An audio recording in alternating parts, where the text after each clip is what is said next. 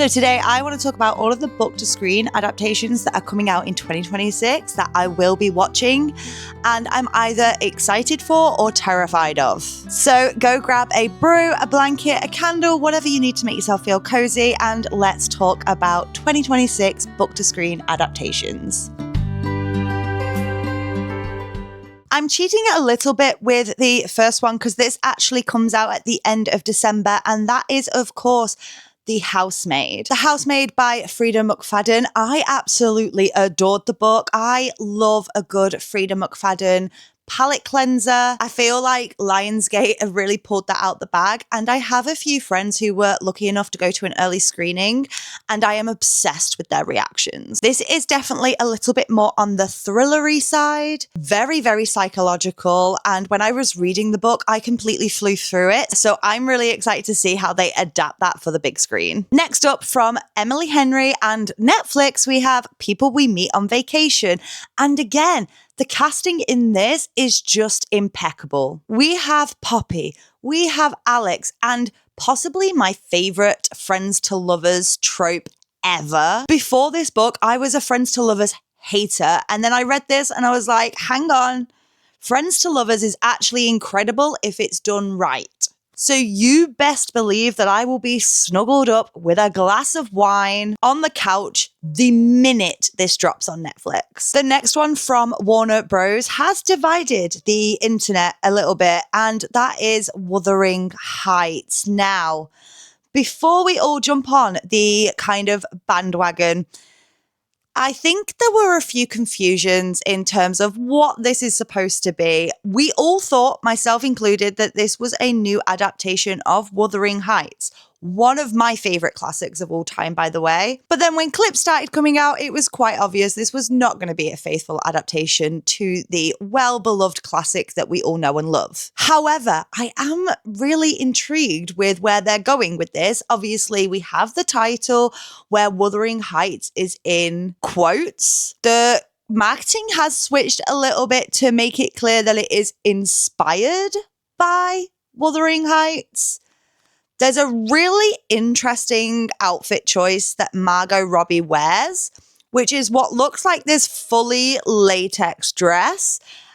And honestly, I feel like everybody's going to be sat going and watching this, and everybody's going to have an opinion. And I have a feeling that in February, when it comes out, it's going to be everywhere on social media. In March, we have from Amazon MGM, Project Hail Mary. I don't have a lot to say about this. I'm really excited about the casting. I know that the book is well loved, but alas, I haven't read it. However, I am hoping to read the book before this comes out, so I have a couple of months to do so, but I do know that it's very, very popular. A lot of people love it, and I think this will be an adaptation that, if it's done well, is going to go down an absolute treat. And I feel like even if you haven't read the book, it's got that sci-fi element that people are really enjoying right now in kind of the media that I think it's going to do well. Probably one of my most exciting releases of the year, and bonus because I can take my children to go and see that one, and that is the Magic Faraway tree. Not only was this one of my favorite books when I was a child, like I was completely obsessed, but we have the one, the only Queen Nicola in this, and I could honestly watch paint dry and would walk away and it would be a 5-star performance every single time without fail. I literally hold that woman up on the biggest pedestal. I am fully aware of it, but she is one of the most incredible actors that I know of in this day and age. I think she's incredibly beautiful. She promotes this confidence in a way that just, it tickles my brain. And then on top of all that, she is genuinely just a really, really good person who is not afraid to put the needs of others above her own ambition. And I always have time for a celebrity that fits into that bracket. So again, the day this comes out, I will be sat front row in the cinema with my popcorn, with my children, watching this and just waiting for that nostalgic magic to reignite in my soul. Then we have The Dog Stars. This is based on the 2012 novel by Peter Heller.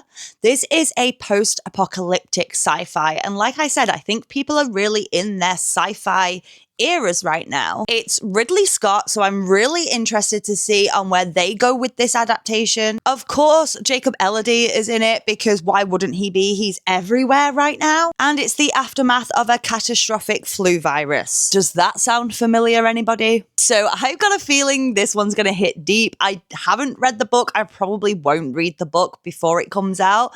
I'm going to go into this just for the adaptation alone. The latest in a long line of Colleen Hoover adaptations is coming out, and that is Reminders of Him. And I'm going to let you guys into a little secret. As a person who doesn't talk about her very often, I have a soft spot for some of Colleen Hoover's books. Please don't cancel me. Please don't judge me.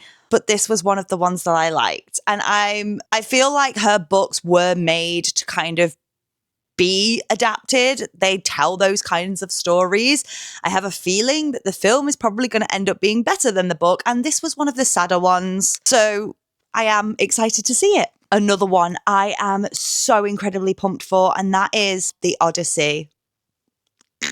This is probably going to be the most epic adaptation of the year. This is the one that is going to pull people not just from the book world, but from the world in general to come in and see it. I feel like it's a story that even if you haven't read The Odyssey, a lot of people know it. And I'm excited for a new adaptation. Then we have a new adaptation of Sense and Sensibility, and this is going to be starring Daisy Edgar Jones. I really like her as an actress. I'm really interested to see what she can do with this character. And I'm always going to be a sucker for a Jane Austen adaptation. It's just the old romantic in me, and I'm probably going to swoon over it and love it. Yes, I know. It's another Colleen Hoover. However, this is not one of Colleen's typical books.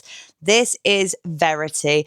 Now, this is probably one that I'm a little bit more cautious about. I really enjoyed the book.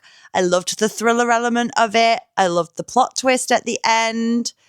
However, I'm not 100% sure on the casting. But we will wait, we will see, and we will reserve our judgments for the moment that I see it, because of course I'm going to go watch it anyway. And I'm sure I do not have to tell you guys about Sunrise on the Reaping. We were blessed, I tell you, by Lionsgate with a teaser pre-trailer trailer, and it already had me sobbing. I was flabbergasted. The book had me sobbing. The pre-trailer had me sobbing. I was so invested when they were doing their casting announcements. We found out Josh is coming back. We found out Jennifer's coming back. I'm pretty confident that Woody's going to be coming back, although that hasn't been confirmed as of yet. And I need the cinemas to really run with this one. I need back-to-back showings of all of the movies. I need 12 to 15 solid hours. I need midnight releases. I want it all for this movie. Will we get it? Probably not. We're in the UK and they don't like to treat us to anything, but a girl can hold out hope. I am on a mission right now on TikTok to get myself invited to the premiere. I'm tagging Lionsgate in absolutely everything, because that will be my life made. That will be the moment where I can go, I have peaked in life. We shall see. So fingers crossed for that one. And to end the year is an Ali Hazelwood adaptation, and that will be The Love Hypothesis. Now, I'm not going to lie, guys. I DNF'd that book. I have a real issue with getting into Ali Hazelwood's STEM books, and that is a me problem, not a her problem. They don't seem to do it for me. I loved Bride. I loved Mate. I did like Deep End, but that seems to be the exception to the rule. However, I have seen the clips of them filming this. I have seen the little teasers that they've been putting out, and I'm starting to think that maybe this one is going to just do something for me on a screen that I couldn't get off the paper. And maybe it will convert me and send me back to try some more of Ali Hazelwood's STEM romances. We shall see. I love the two actors that are playing the main characters. It's gonna be a swoony rom-com. What more do we really need in life? Those are all the ones that I'm currently aware of. If there's any that I haven't mentioned that you're excited for, please do drop those in the comments. I have already planned nearly 5 months worth of content for 2026. I really am taking this whole YouTuber thing seriously. So thank you so much for watching, for sharing, for commenting, for liking, for doing all of the things. And if you want to see more videos from me, make sure you hit that subscribe button.